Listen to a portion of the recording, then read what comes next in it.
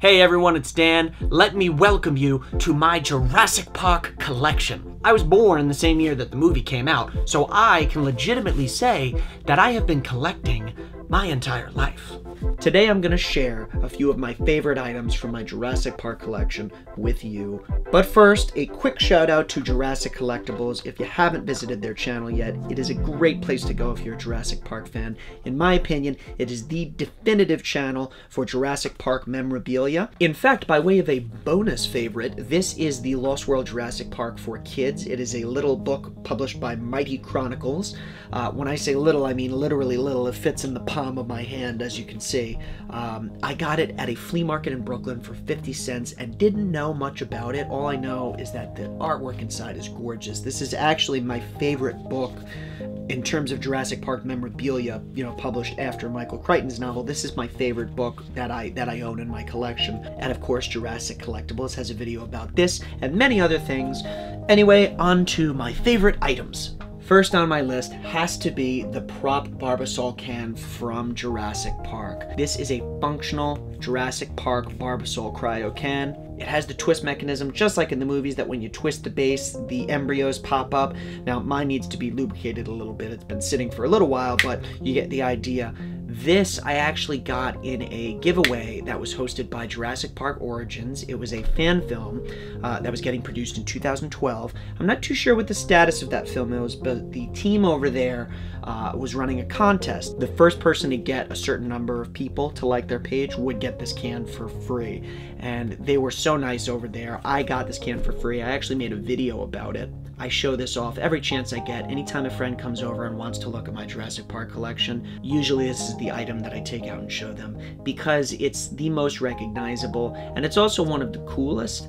There's a story that goes with it. There's just something about it that immediately connects them to the film, whereas some of the more obscure things in my collection don't ring as much of a bell as this does. When Jurassic World released, they released some special edition Barbasol cans, the original and soothing aloe versions. I have both of those in my collection as well. Cans that are full and not full. Now, like I said, maybe that one was a little obvious. Maybe that one was too, oh, come on, of all the things, you picked the big Jurassic Park prop.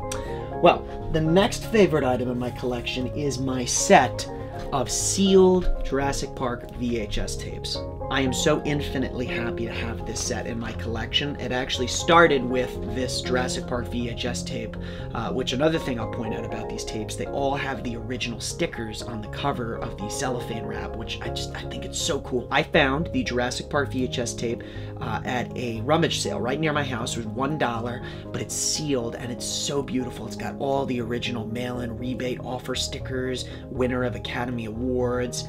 Look at that sale, $16.99 on sale. Now I will admit, this one is a little bit broken. When I found it at a unique thrift store, somebody had ripped the front open to remove the little 3D lenticular that came with the Lost World VHS tape, but this one has the $5 mail-in rebate. It looks like they had a Discover Tropicana promotion going on back in '97. VHS, you don't really see as much anymore. A lot of people think you can't even give these away, so they just throw them out. And then if they have new ones, it can drive the value up, but I don't see many sealed VHS tapes. And over the course of many years of going to different rummage sales and thrift shops and flea markets, I happened to find the set of 3, one by one. Jurassic Park 3 was actually my last one, and I found this at a different thrift shop on Long Island. And this is where you get into why people collect in the first place, because there's a story behind each one of the items.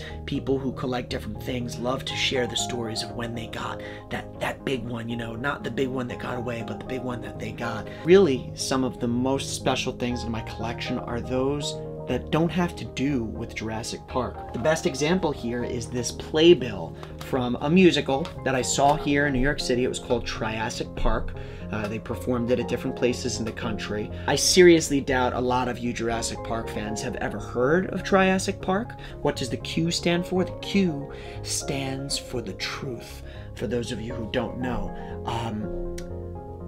It's such a blast, and the cast recording is actually available on Spotify, and I think it's on iTunes as well. If you haven't listened to it, you really should.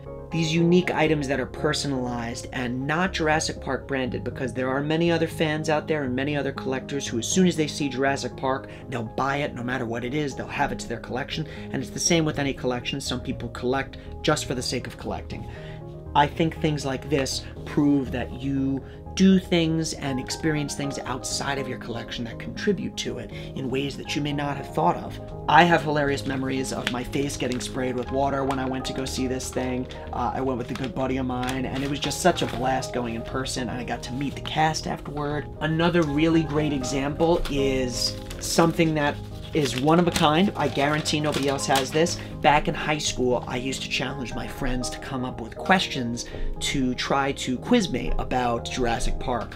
And one of my buddies, his name was Pat, he went and watched all 3 movies, and he made this quiz sheet for me with questions from each of the 3 movies. I think I actually failed this quiz. There were some questions I didn't know, like Dr. Grant says reverse Darwinism is blank.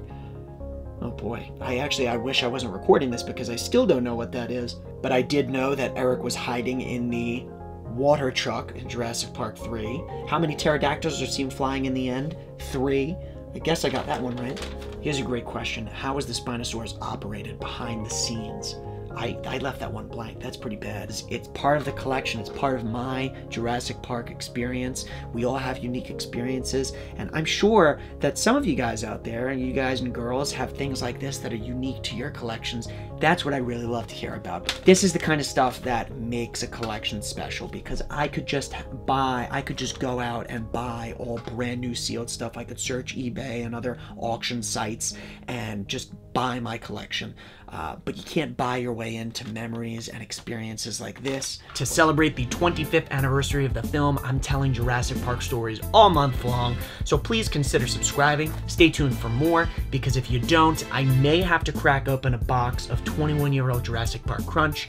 I'm sure this isn't healthy. It can't be at this point. It would only be bad for me. Please don't make me do that. I'll see you guys in the next one.